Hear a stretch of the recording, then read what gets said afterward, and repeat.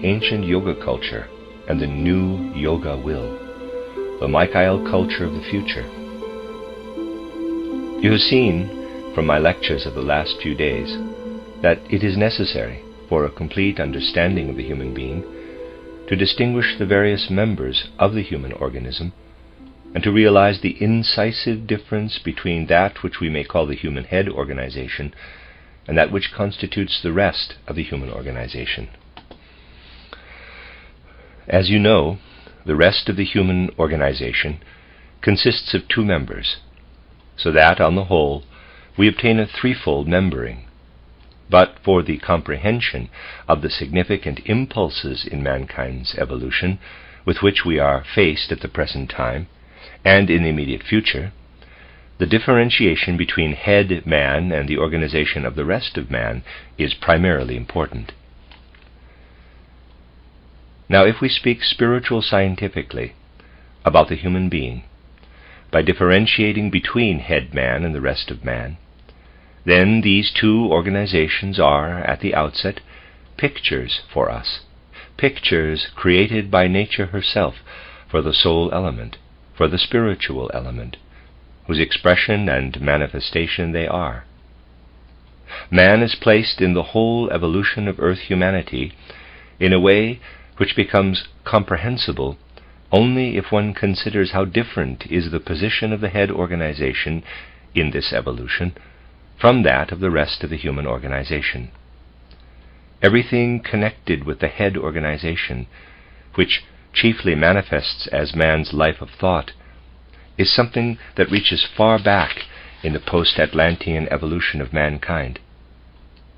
When we focus our attention upon the time which followed immediately after the great Atlantean catastrophe, that is, the time of the 6th, 7th, 8th millennium before the Christ era, we shall find a soul mood holding sway in the regions of the civilized world of that period, which can hardly be compared with our soul mood. The consciousness and whole conception of the world, of the human being of that time, can scarcely be compared with that which characterizes our sense perception and conceptual view of the world. In An Outline of Esoteric Science, I have called this culture, which reaches back into such ancient times, the primeval Indian culture. We may say the human head organism of that time was different from our present head organism to a great degree, and the reckoning with space and time was not characteristic of this ancient people as it is for us, as it is of us. In surveying the world, they experienced a survey of immeasurable spatial distances, and they had a simultaneous experience of the various moments of time. The strong emphasis on space and time in world conception was not present in that ancient period. The first indications of this we find toward the 5th and 4th millennium, in the period we designate the primeval Persian period. But even then, the whole mood of soul life is such that it can hardly be compared with the soul and world mood of the human being of our age. In that ancient time, the main concern of the human being is to interpret the things of the world as various shades of light, brilliancy and darkness, obscurity. The abstractions in which we live today are completely foreign to that ancient earth population. There still exists a universal, all-embracing perception, a consciousness of the permeation of everything perceptible with light and its adumbration, shading, with various degrees of darkness. This was also the way the moral world order was conceived of. A human being who was benevolent and kind was experienced as a light, bright human being. One who was distrustful and selfish was experienced as a dark man. Man's moral individuality was, as it were, aurically perceived around him. And if we had talked to a man of this ancient primeval Persian time about that which we call today the order of nature, he would not have understood a word of it. An order of nature, in our sense, did not exist in his world of light and shadow. For him the world was a world of light and shadow, and in the world of tones, certain timbres of sounding he designated as light, bright, and certain other timbres of sound he designated as dark, shadowy. And that which thus expressed itself through this element of light and darkness constituted for him the spiritual as well as the nature powers. For him there existed no difference between spiritual and natural powers. Our present-day distinction between natural necessity and human freedom would have appeared to him as mere folly, for this duality of human arbitrary will and the necessity of nature did not exist for him. Everything was to be included for him in one spiritual physical unity. If I were to give you a pictorial interpretation of the character of this primeval Persian world conception, I would have to draw the following line, parenthesis, it will receive its full meaning only through that which will follow, close parenthesis, and there's a drawing. Then, after this soul mood of man had held sway for somewhat more than 2,000 years, there appeared a soul mood, the echoes of which we can still perceive in the Chaldean, in the Egyptian world conception, and in a special form in the world conception whose reflection is preserved for us in the Old Testament. There something appears which is closer to our own world conception. There the first inkling of a certain necessity of nature enters human thoughts. But this necessity of nature is still far removed from that which we call today the mechanical, or even the vital order of nature. At that time, natural events are conceived of as identical with divine willing, with providence. Providence and nature events are still one. Man knew that if he moved his hand, it was the divine within him, permeating him, that moved his hand, that moved his arm. When a tree was shaken by the wind, the perception of the shaking tree was no different for him from the perception of the moving arm. He saw the same divine power as providence in his own movements and in the movements of the tree. But a distinction was made between the God without and the God within. He was, however, conceived of as unitary. The God in nature, the God in man, he was the same. And it was clear to human beings at that time that there is something in man whereby providence that is outside in nature and providence that is inside in man meet one another. At that time, man's process of breathing was sensed in this way. People said, if a tree is shaking, this is the God outside, and if I move my arm, it is the God inside. If I inhale the air, work it over within me, and again exhale it, then it is the God from outside who enters me and again leaves me. Thus the same divine element was sensed as being outside and inside, but simultaneously in one point outside and inside. People said to themselves, by being a breathing being, I am a being of nature outside, and at the same time I am myself. If I am to characterize the world conception of the third culture by a line, as I have done for the primeval Persian world conception by the line of the preceding drawing, I shall have to characterize it through the following line, and there's a diagram, essentially a lemniscate and with a 3 by it, and then next to that a lemniscate with a 3 by it, and an ellipse around the lemniscate with a 2 by it. And the 2 by it with the ellipse is the same diagram as the earlier one. This line represents, on the one hand, the existence of nature outside. On the other hand, human existence crossing over into each other at one point in the breathing process. Matters become different in the fourth age, in the Greco-Latin age. Here the human being is abruptly confronted by the contrast outside-inside of nature existence and human existence. Man begins to feel the contrast between himself and nature. And if I am, again, to draw characteristically how man begins to feel in the Greek age, I will have to draw it in this way. On the one hand, he senses the external, and on the other, the internal. Between the two, there is no longer the crossing point. What man has in common with nature remains outside his consciousness. It falls away from consciousness. in Indian yoga, an attempt is made to bring it into consciousness again. Therefore, Indian yoga culture is an atavistic returning to previous evolutionary stages of mankind, because an attempt is made again to bring into consciousness the process of breathing, which in the third age was felt in a natural way, as that in which one existed outside and inside simultaneously. The fourth age begins in the 8th pre-Christian century. At that time, the late Indian yoga exercises were developed which tried to call back atavistically that which mankind had possessed at earlier times, quite particularly in the Indian culture, but which had been lost.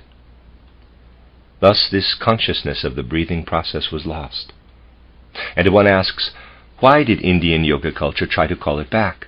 What did it believe it would gain thereby? One has to answer, what was intended to be gained thereby was a real understanding of the outer world. For through the fact that the breathing process was understood in the third cultural age, something was understood within man that at the same time was something external. This must again be attained, on another path, however. We live still under the after effects of the culture in which a twofold element is present in the human soul mood, for the fourth period ends only after the year 1413, really only after the middle of the 15th century. We have, through our head organization, an incomplete nature conception, that which we call the external world, and we have through our inner organization, through the organization of the rest of man, an incomplete knowledge of ourselves. That in which we could perceive a process of the world, and at the same time a process of ourselves, is eliminated. It does not exist for us. It is now a question of consciously regaining that which has been lost. That means we have to acquire the ability of taking hold of something that is in our inner being, that belongs to the outer and the inner world simultaneously, and which reaches into both. This must be the endeavor of the 5th post-Atlantean period, namely the endeavor to find something in the human inner life in which an outer process takes place at the same time. There are a number of diagrams throughout what I've been discussing so far. You will remember that I have pointed to this important fact. I have pointed to it in my last article in Soziale Zukunft, the social future, where I seemingly dealt with these things in their importance for social life, but where I clearly pointed to the very necessity of finding something which the human being lays hold of within himself, and which he at the same time recognizes as a process of the world. We as modern human beings cannot attain this by going back to yoga culture. That has passed. For the breathing process itself has changed. This, of course, you cannot prove clinically, but the breathing process has become a different one since the third post-Atlantean cultural period. Roughly speaking, we might say, in the third post-Atlantean cultural period, the human being still breathed soul. Today, he breathes air. Not only our thoughts have become materialistic, reality itself has lost its soul. I beg you, my dear friends, not to see something negligible in what I am now saying, for just consider what it means that reality itself, in which mankind lives, has been transformed so that the air we breathe is something different from what it was 4 millennia ago. Not only the consciousness of mankind has changed. Oh no, there was soul in the atmosphere of the earth. The air was the soul. This it is no longer today, or rather it is soul in a different way. The spiritual beings of elemental nature, of whom I have spoken yesterday, they penetrate into you. They can be breathed if one practices yoga breathing today. But that which was attainable in normal breathing 3 millennia ago cannot be brought back artificially.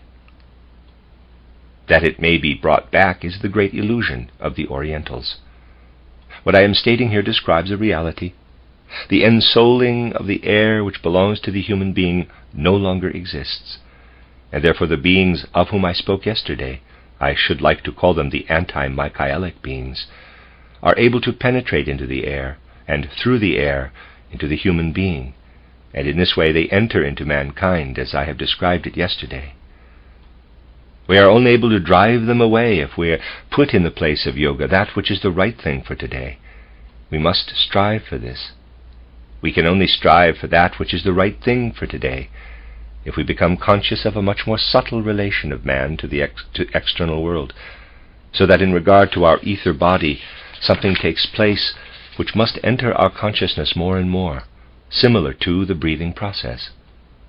In the breathing process, we inhale fresh oxygen and exhale unusable carbon.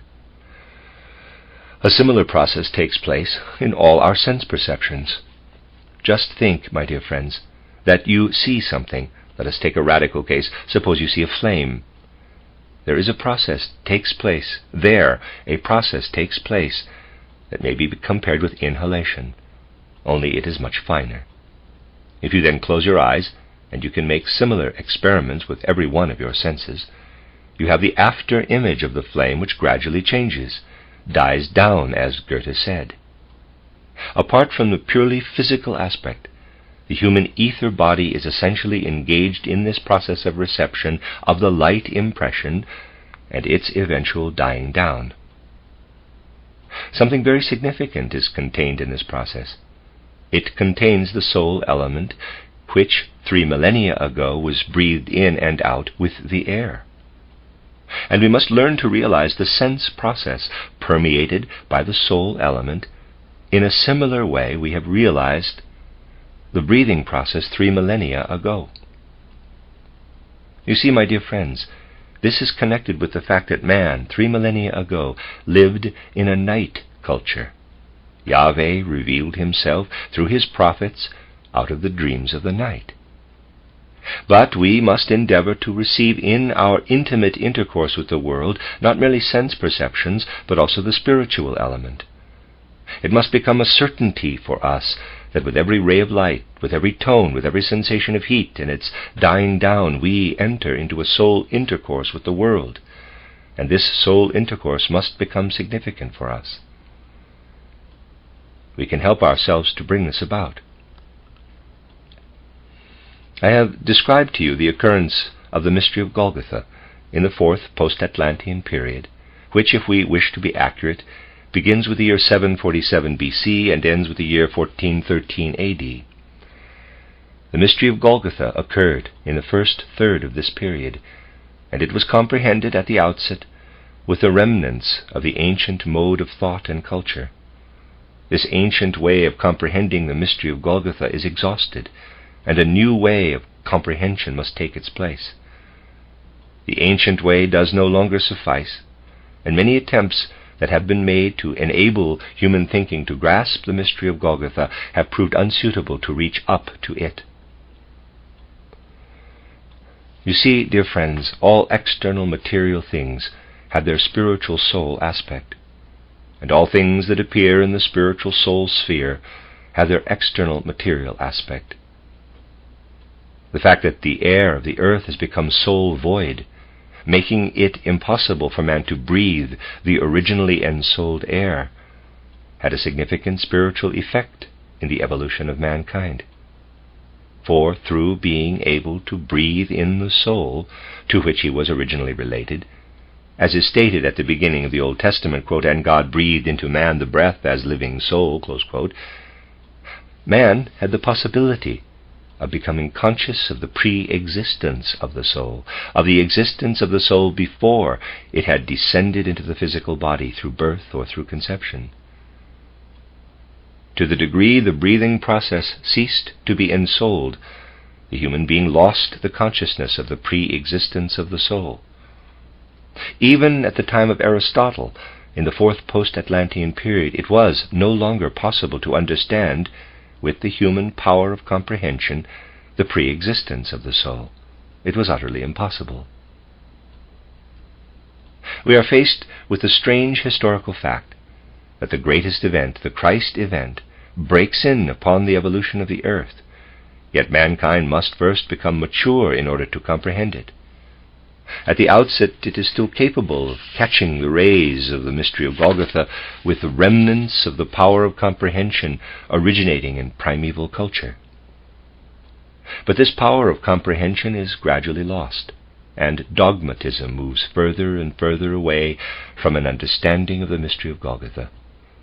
The Church forbids the belief in the pre-existence of the soul, not because pre-existence is incompatible with the mystery of Golgotha, but because the human power of comprehension ceased to experience the consciousness of pre-existence as a force, the air having become soul void. Pre-existence vanishes from head consciousness.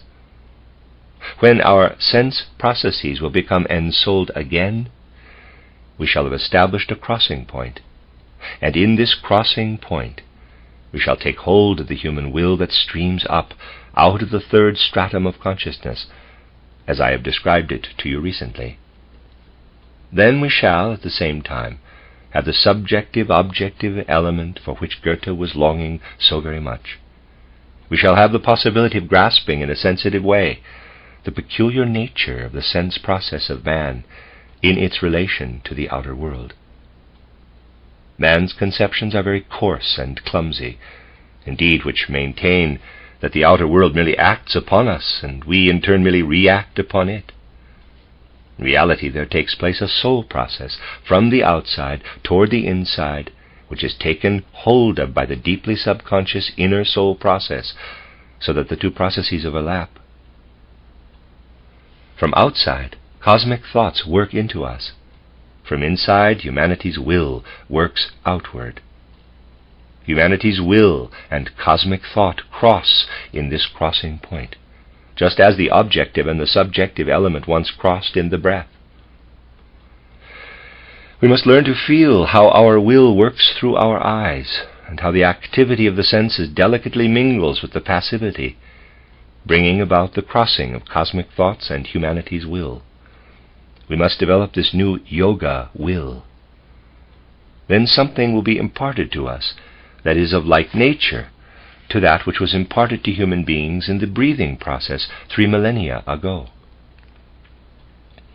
Our comprehension must become much more soul-like, much more spiritual. Goethe's world conception strove in this direction. Goethe endeavored to recognize the pure phenomenon, which he called the primal phenomenon, by arranging the phenomena which work upon man in the external world without the interference of the luciferic thought, which stems from the head of man himself. This thought was only to serve in the arranging of the phenomena. Goethe did not strive for the law of nature, but for the primal phenomenon. This is what is significant with him. If, however, we arrive at this pure phenomenon, this primal phenomenon, we have something in the outer world which makes it possible for us to sense the unfolding of our will in the perception of the outer world. And then we shall lift ourselves to something objective-subjective, as it still was contained, for instance, in the ancient Hebrew doctrine. We must learn not merely to speak of the contrast between the material and the spiritual, but we must recognize the interplay of the material and the spiritual in a unity precisely in sense perception. If we no longer look at nature merely materially, and further, if we do not think into it a soul element, as Gustav Theodor Fechner did, then something will arise which will signify for us what the Yahweh culture signified for mankind 3 millennia ago.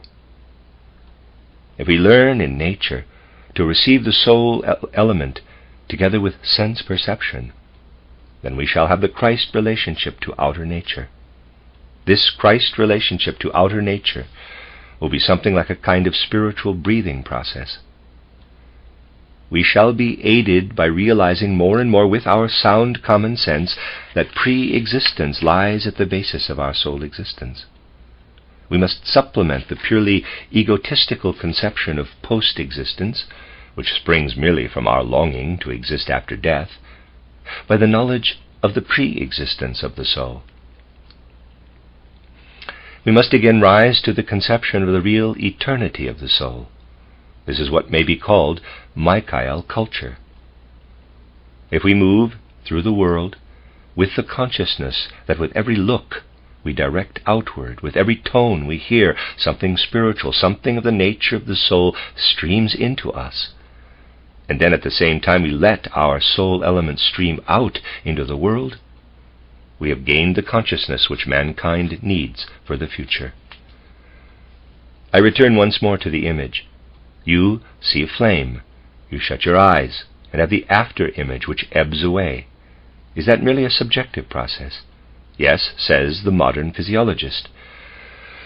But this is not true. In the cosmic ether, this signifies an objective process, just as in the air the presence of carbonic acid which you exhale signifies an objective process.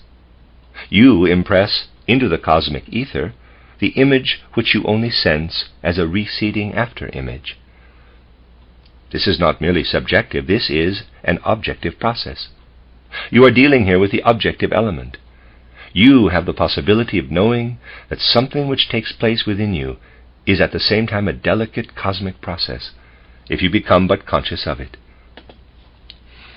If I look at a flame, close my eyes, let it ebb away. It will ebb away even though I keep my eyes open, only then I will not notice it. Then I experience a process which does not merely take place within me, but which takes place in the world. But this is not only the case in regard to the flame. If I confront a human being and say, "This man has said this or that," which may be true or untrue, this then constitutes a judgment, a moral or intellectual act of my inner nature. This ebbs away like the flame. It is an objective world process. If you think something good about your fellow man, it ebbs away, and is an objective process in the cosmic ether. If you think something evil, it ebbs away as an objective process. You are unable to conceal your perceptions and judgments about the world. You seemingly carry them on in your own being, but they are at the same time an objective world process. Just as people of the third period were conscious of the fact that the breathing process is a process that takes place simultaneously within man and in the objective world, so mankind must become aware in the future that the soul element of which I spoke is at the same time an objective world process. This transformation of consciousness demands greater strength of soul than is ordinarily developed by the human being of today. To permeate oneself with this consciousness means to permit the Michael culture to enter. Just as it was self-evident for the man of the second and third pre-Christian millennium to think of the air as ensouled, and it was ensouled, so must it become self-evident for us to think of light as ensouled. We must arouse this ability in us when we consider light the general representative of sense perception. We must thoroughly do away with the habit of seeing in light that which our materialistic age is accustomed to see in it. We must entirely cease to believe that merely those vibrations emanate from the sun, of which, out of the modern consciousness, physics and people in general speak. We must become clear about the fact that the soul element penetrates through cosmic space upon the pinions of light. And we must realize at the same time that this was not the case in the period preceding our age. That which approaches mankind today through light approached mankind of that former period through the air. You see here an objective difference in the earth process. Expressing this in a comprehensive concept, we may say air-soul process, light-soul process. This is what may be observed in the evolution of the earth.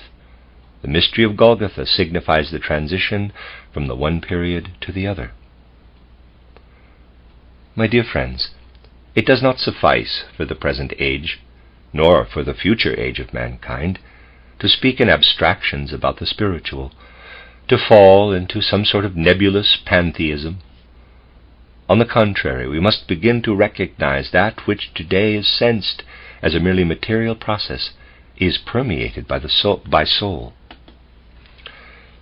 It is a question of learning to say the following: There was a time, prior to the mystery of Golgotha, when the earth had an atmosphere which contained the soul element that belongs to the soul of man.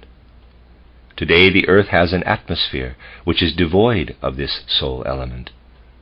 The same soul element that was previously in the air has now entered the light, which embraces us from morning to evening. This was made possible through the fact that the Christ has united himself with the earth. Thus also from the soul's spiritual aspect, air and light underwent a change in the course of the earth evolution. My dear friends, it is a childish presentation that describes air and light in the same manner, purely materially, throughout the millennia in which earth evolution unfolded. Air and light have changed inwardly. We live in an atmosphere and in a light sphere that are different from those in which our souls lived in previous earthly incarnations. To learn to recognize the externally material as a soul spiritual element, this is what matters. If we describe purely material existence in the customary manner, and then add as a kind of decoration, this material existence contains everywhere the spiritual, this will not produce genuine spiritual science. My dear friends, people are very strange in this respect. They are intent on withdrawing to the abstract. But what is necessary is the following. In the future we must cease to differentiate abstractly between the material and the spiritual. But we must look for the spiritual in the material itself and describe it as such. And we must recognize in the spiritual the transition into the material and its mode of action in the material. Only if we have attained this shall we be able to gain a true knowledge of man himself. Quote, blood is quite a special fluid, close quote, but the fluid physiology speaks about it today is not a special fluid. It is merely a fluid whose chemical composition one attempts to analyze in the same way any other substance is analyzed. It is nothing special. But if we have gained the starting point of being able to understand the metamorphosis of air and light from the soul aspect, we shall gradually advance to the soul's spiritual comprehension of the human being himself in every respect. Then we shall not have abstract matter and abstract spirit, but spirit, soul, and body working into one another. This will be Michael culture. This is what our time demands. This is what ought to be grasped with all the fibers of the soul life by those human beings who wish to understand the present time. Whenever something out of the ordinary had to be introduced into human world conception, it met with resistance. I have often quoted the following neat example. In 1837, not even a century ago, the learned Medical College of Bavaria was asked, when the construction of the first railroad from Fürth to Nuremberg was proposed, whether it was hygienically safe to build such a railroad. The medical college answered, parenthesis, I am not telling a fairy tale, the documents concerning it exist, close parenthesis. Such a railroad should not be built, for people who would use such a means of transportation would become nervously ill. And they added, should there be such people who insist on such railroads, then it is absolutely necessary to erect on the right and left side of the tracks high plank walls to prevent the people whom the train passes from getting concussion of the brain. Here you see, my dear friends, such a judgment is one thing.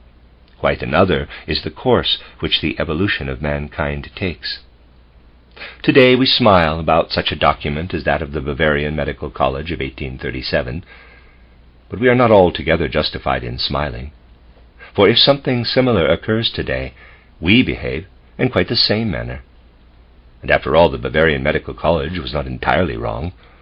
If we compare the state of nerves of modern mankind with that of mankind 2 centuries ago, then we must say that people have become nervous. Perhaps the medical college has exaggerated the matter a bit, but people did become nervous. Now, in regard to the evolution of mankind, it is imperative that certain impulses which try to enter earth evolution really should enter and not be rejected. That which from time to time wishes to enter human cultural development is often very inconvenient for people.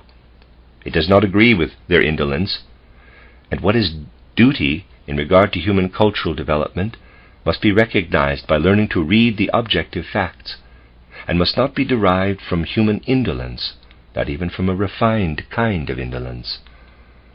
I am concluding today's lecture with these words, because there is no doubt that a strongly increasing battle will take place between anthroposophical cognition and the various creeds.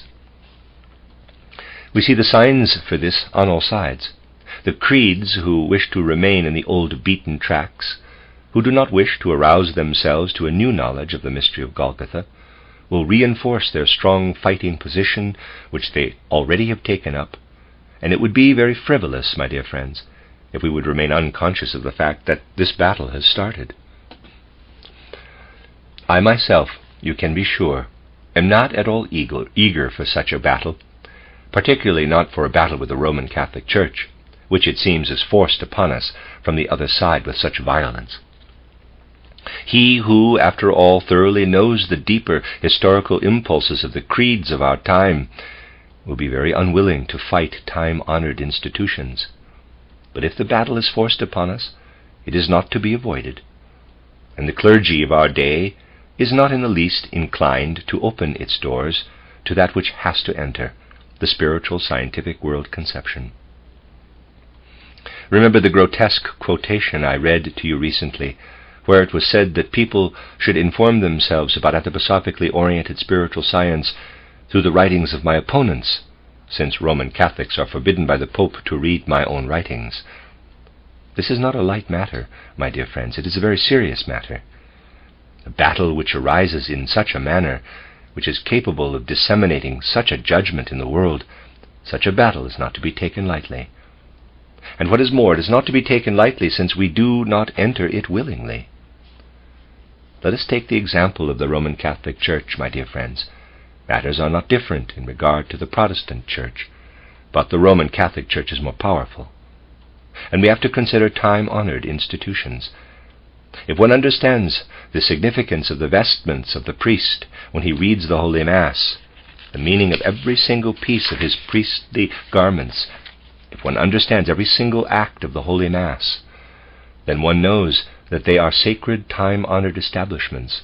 They are establishments more ancient than Christianity, for the Holy Mass is a ritual of the ancient mystery culture, transformed in the Christian sense. And modern clergy who uses such weapons as described above lives in these rituals. Thus, if one has, on the one hand, the deepest veneration for the existing rituals and symbolism, and sees, on the other hand, how insufficient is the defense of and how serious are the attacks against that which wishes to enter mankind's evolution, then one becomes aware of the earnestness that is necessary in taking a stand in these matters. It is truly something worth deep study and consideration. What it thus heralded from that side is only at its beginnings, and it is not right to sleep in regard to it. On the contrary, we have to sharpen our perception for it.